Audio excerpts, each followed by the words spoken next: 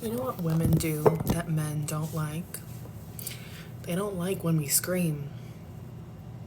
So you know what you do? If someone's bothering you, if a man is bothering you or harassing you or trying to sit at your table or trying to sit next to you on a completely empty bus, you can only say this one time. You only say it one time, otherwise the threat does not work. You say, "Leave me alone or I'm going to scream." Then either they leave or they don't, and as soon as they don't do anything, you scream bloody murder. Bloody murder. Like you are being killed on the spot. You scream. Not once, not a one and done. You keep screaming until that man leaves or someone comes up to see why the beautiful woman is fucking screaming bloody murder in the middle of the goddamn day. Now, this could be on public transit, this could be in a school, this could be in a government building, this could be in a Walmart, this could be in a fucking library. I don't care. Absolutely none of those things should matter when your safety is at risk.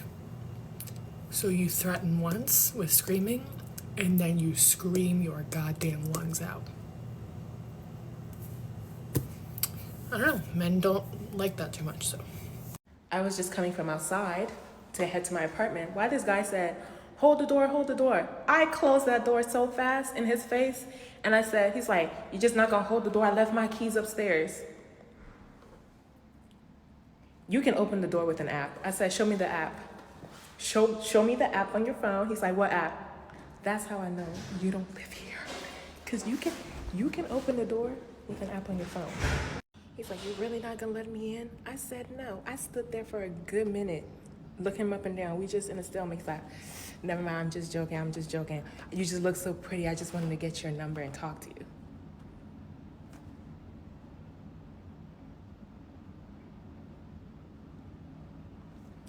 Okay, yeah. You gotta follow your instincts, lady. My instinct said, he don't look like he live here. That may be a wicked thing to think, but I was like, my instinct was like, that nigga don't look like he can live here. Close the door. And right I was, exactly. I just had the scariest experience in a lift, and I want to share this for the sake of all women's safety because there are really creepy people out there. I called a lift, and the driver comes to pick me up, and his demeanor was off. Like, I could tell he was very, he kind of sounded and acted anxious. Like, immediately I was like, my first instinct was like, this person kind of sounds or seems like they could be on a substance or they're mentally, something is off. But again, I didn't want to judge.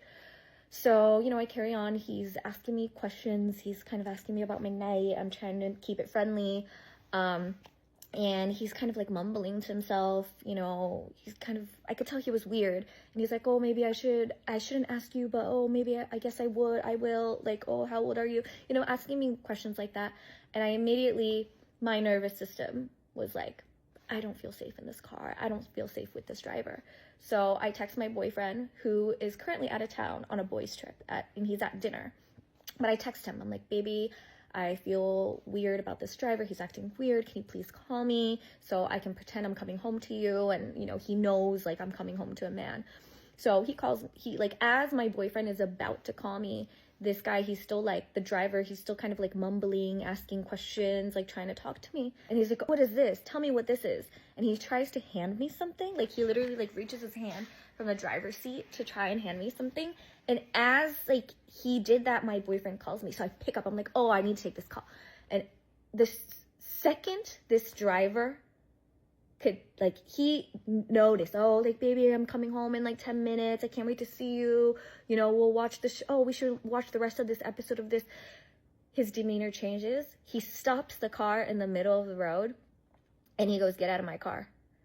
And I'm like, what? And he's like, I changed my mind. I'm going somewhere else. I'm taking a different direction, different path. So get out of my car. So I get out of the car and he zooms off. And I'm on the phone with my boyfriend, and we're like, oh my God, that was literally confirmation that he was about to do something to me. And I hear all these stories about these guys who will try and hand women something or try and get women to touch something, and it's laced with drugs. So whether it's a door handle, I heard about this one guy, a story going around a couple years ago about this guy who was like trying to get girls to pet his dog, and he would introduce himself and his hand was laced with drugs, and these girls would pass out. So I was very aware that things like this happen. And to think that if I decided not to trust my gut, if I gaslit myself into thinking, oh, it'll be fine, I'll be fine, I share my location with my boyfriend, oh, I don't want to bother him, he's on a boys' night, he's at dinner, I'll be fine, then who knows what could have happened? And if I didn't know about these stories of people being capable of lacing items, like, God knows what would have happened to me. And I'm so grateful that I'm safe. He dropped me off in the middle of the road, so he doesn't know where I live. Thank God, right? But man, that was so scary, and I'm still very shaken up about it. I'm sharing this because I don't want any girl to ever have to encounter something like that without knowing what these people are capable of. People say, oh, you can't live your life in fear, but unfortunately, as women, we do, okay? We have to protect ourselves. We have to listen to our gut, and we have to do the things that we can do. I always use a fake name. My boyfriend and I just talked about this, but we were like, okay, from now on, we're not putting my actual home address as a pickup or drop-off location. It's going to be maybe 2 homes over so that no one actually knows my real address. But yeah, do the things you need to do to protect yourself, and please stay safe out there. Things I think you should know to stay safe that maybe no one ever told you, taught you, or talked to you about. Number 1, because it just pops up in my head. Never go to a car wash in the evening or at night. Like the ones at the gas station that you drive through. Somebody could be in between the sides of while your car is going through really slow getting washed, and they could carjack you. Anything could happen. So just don't do it. This next one sucks, but most recently I've seen someone talk about this, and I was like, stop talking to strangers. Stranger danger. There are people that are recruited as employees for the trafficking world, and a lot of them are recruited as women because they come off as unsuspecting, and they talk to you while you're in Target shopping for tissue paper. They talk to you while you're at the grocery store buying the taco meat for your tacos tonight. Yeah.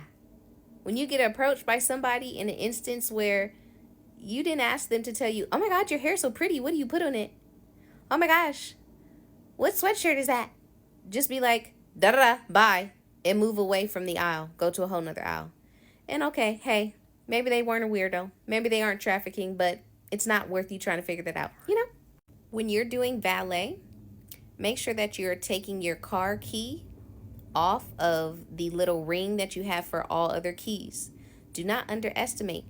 I'm from California, where there's a trillion hustles. You should not underestimate that there's someone behind that venue in a big old van that has a key copier. They take down all your information, your place, etc., and they got a cousin that works at the DMV to run your information, and then before you know it, weeks later, you're robbed. If you go to a certain school, work at a certain hospital, etc., probably not the brightest idea to leave your little information tag in your car dashboard area and drive around the city and everywhere else and not take it out, because all that tells somebody is where you go every day, how to find you next after you leave the grocery store. It's not smart. Just stop doing it. This one's not a blanket statement, but just keep it in mind. Always do your best to get receipts, because there are some establishments that have managers and employees who like to rob their customers. You'll pay for something for $12 and they'll go, you want your receipt? And you say no. And you'll never know that your card was charged $35, $40 because they know every day that their cash register always ends up being short. And that's how they're saving the difference, or they're just flat out robbing everybody that says no to a receipt. Get your receipt. When you get new tags on your car, again, this is another California, if you know, you know, make sure that you are scraping through it with a knife or your key to make sure that no one can simply just pull it off. You probably heard of that one.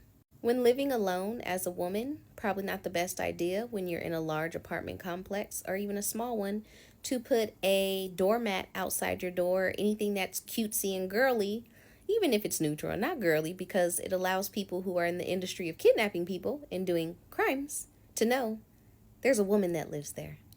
Yeah, that one sucks. Another one that sucks.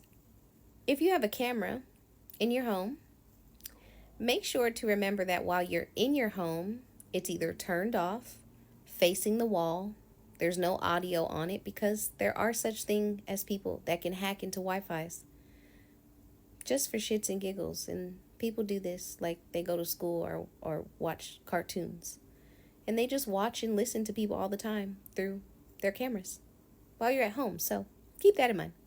When traveling abroad within the states, wherever you are, be very wary with telling employees on the property of the resort of where you're at what room you're staying in.